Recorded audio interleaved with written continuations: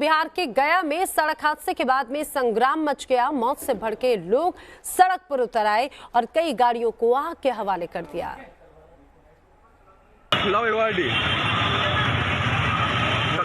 हंगामा, आगजनी और तोड़फोड़। बिहार के गया में सड़क हादसे से नाराज लोगों का गुस्सा ऐसे ही निकला। लोग सड़क पर उतर आए और गुस्से की आग में कई गाड़ियां जलकर खाक हो गई। दरअसल रेल थाने के सामने एक गाड़ी ने 3 लोगों को रौंद दिया। एक की मौके पर ही मौत हो गई। उसके बाद गुस्साई भीड़ ने उस गाड़ी को फूंक डाला। लोगों का आरोप है कि पुलिस प्रशासन की लापरवाही की वजह से ही ये हादसा हुआ है। घूमने आए थे भैया। कौन था ये तुम्हारा? कौन था? चचेरा भाई लगा कि भैया। बताया जा रहा है कि जिस गाड़ी से हादसा हुआ उसका ड्राइवर नशे में धुत था और इसी हालत में वो भीड़-भाड़ वाले इलाके में घुस गया, जिसकी चपेट में कुछ लोग आ गए। इस गाड़ी से है जो आग लग गई है, उसी गाड़ी से दुर्घटनाग्रस्त हो गया है। 2 आदमी घायल हैं, उनको भेज दिया गया है। एक मृत है, उनको भी पोस्टमार्टम के लिए भेज दिया गया है और जो चालक है पकड़े गए हैं। वाहन चालक को पुलिस ने गिरफ्तार कर लिया, लेकिन सवाल ये है कि जब दशहरे की वजह से भीड़-भाड़ वाले इलाके में गाड़ियों की एंट्री बैन थी, तो ये गाड़ी अंदर कैसे घुसी? Team News Nation. Uttar Pradesh के बलिया में दबंगों का कहर देखने को मिला है। कुछ दबंगों ने मिलकर एक दुकानदार की जमकर पिटाई की। पूरी घटना सीसीटीवी कैमरे में कैद हुई। जमीन पर गिरा युवक और उसे दनादन पीटते 3-4 लोग। तस्वीरें यूपी के बलिया की, जहां एक इलेक्ट्रॉनिक शॉप के मालिक की शामत आ गई। कुछ दबंगों ने उसकी जमकर पिटाई कर डाली। रक्थड़ कस्बे में दिन दहाड़े हुई इस घटना की तस्वीरें 3 सीसीटीवी कैमरे में कैद। पहली तस्वीर में आरोपी लड़के दुकान के अंदर घुसते और दुकान में बैठे युवक को खींचकर बाहर ले जाते। एक दूसरा लड़का उन्हें रोकने की कोशिश करता है, लेकिन वो नाकाम रहता है। दूसरी तस्वीर में आरोपी दुकानदार की उसके ही दुकान के बाहर पिटाई करते नजर आ रहे हैं। वो उस पर लात घूंसे बरसा रहे हैं, जबकि दुकानदार बचने की कोशिश करता नजर आ रहा है। इसी वीडियो में एक युवक डंडा लेकर दुकानदार की मदद के लिए पहुंचता, लेकिन दबंगों के आगे उसकी एक नहीं चली। वो मौके से फरार हो जाता। तीसरी तस्वीर में मौके पर लोगों की भारी भीड़ नजर आ रही। उसके बाद हमलावर वहां से फरार हो जाते। अचानक हुए हमले में दुकानदार को काफी चोटें आई। बताया जा रहा है कि इलाके का एक दबंग युवक दुकान में टीवी खरीदने आया था। इसी दौरान किसी बात को लेकर उसकी दुकानदार से कहासुनी हो गई। तब तो वो मौके से चुपचाप चला गया, लेकिन थोड़ी ही देर बाद साथियों के साथ दुकान पर पहुंचा और दुकानदार से मारपीट शुरू कर दी। घटना का वीडियो सीसीटीवी में कैद हो गया। Team News nation. बात करते हैं दिल्ली पुलिस की। दिल्ली पुलिस ने 2 ऐसे युवकों को गिरफ्तार किया है जिन्होंने 7 सितंबर को एक शादी समारोह में हर्ष फायरिंग कर सभी को दहला दिया था। सोशल मीडिया पर वायरल हुई तस्वीरों के जरिए इन दोनों की गिरफ्तारी हो सकी।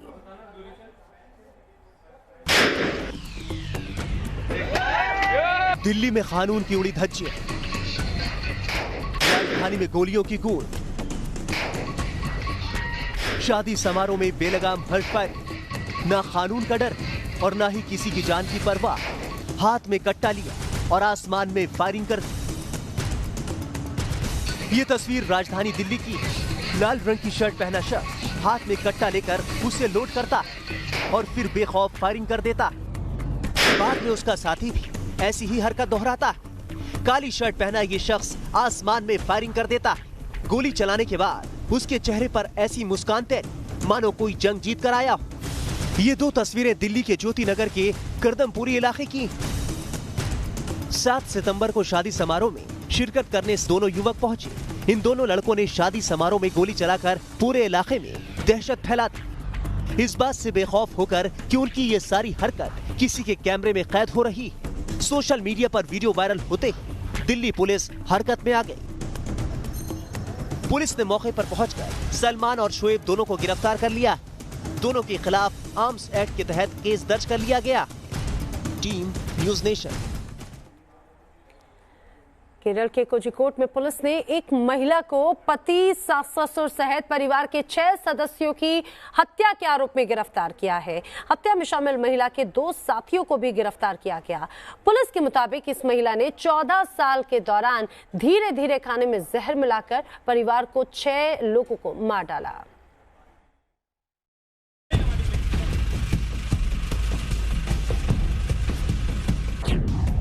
एक घर, 14 साल, 6 मर्डर। आप सोच रहे होंगे ये किसी फिल्म की कहानी है, लेकिन ये रील नहीं, रियल लाइफ की हकीकत है। मामला केरल के कोझिकोड का है। काले कपड़े पहने अपने चेहरे को छिपाती जो महिला आपको अपने टीवी स्क्रीन पर दिखाई दे रही है, इस पर अपने ही परिवार के 6 लोगों को एक एक कर मौत के घाट उतारने का आरोप है, जिसमें इसके पति और सास ससुर के अलावा 2 साल की एक बच्ची भी शामिल है। ये सब इसने किया बीते 14 साल में। पुलिस ने इसी मामले में इसके 2 साथियों को भी गिरफ्तार किया है। आरोपी महिला का नाम जॉली है, जिसकी शादी रॉय थॉमस नाम के शख्स से हुई थी।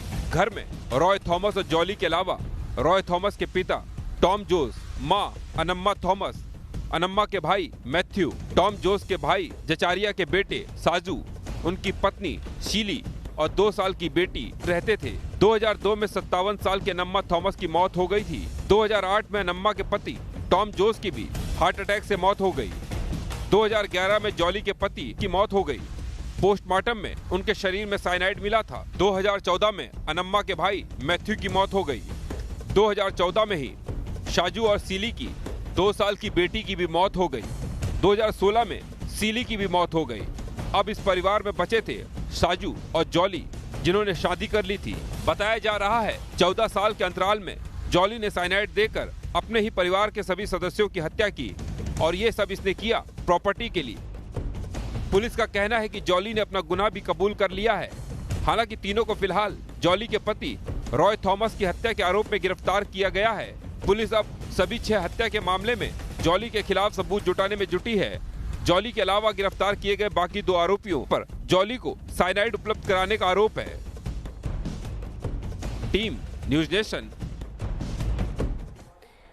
पीएमसी बैंक घोटाले मामले में ईडी ने आरोपी और एचडीआईएल के चेयरमैन राकेश वाधवान का और उनके बेटे सारंग वाधवान की संपत्ति को जब्त करना शुरू कर दिया है। ईडी की कार्रवाई में अय्याशी के वो सबूत हाथ लग रहे हैं जिन्हें देखकर ईडी भी हैरान परेशान है।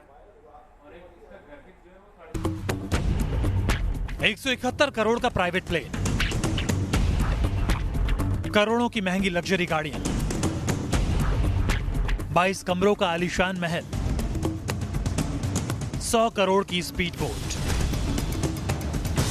ये है वो अय्याशी की चंद निशानियां जो आम निवेशकों के आंसुओं की कीमत पर जुटाई गई हैं। Housing development and infrastructure limited और पीएमसी बैंक लोन घोटाले के आरोपी राकेश वाधवन और सारंग वाधवन के पास महंगी लग्जरी गाड़ियों का ऐसा कलेक्शन था जिसे आम आदमी ने सिर्फ तस्वीरों में ही देखा होगा। 3 करोड़ 60 लाख की बेंटले, 3 करोड़ 20 लाख की रोल्स रॉयस, 2 करोड़ 70 लाख की मर्सिडीज। मुंबई के अलीबाग समेत वाधवन परिवार के 6 ठिकानों पर ईडी की रेड में दर्जन भर लग्जरी गाड़ियां मिली है। ये महंगी गाड़ियां तो सिर्फ झांकी भर है। राकेश और सारंग वाधवन के पास दौलत का अकूत खजाना देखकर जांच एजेंसीज की भी आंखें फटी की फटी रह गई।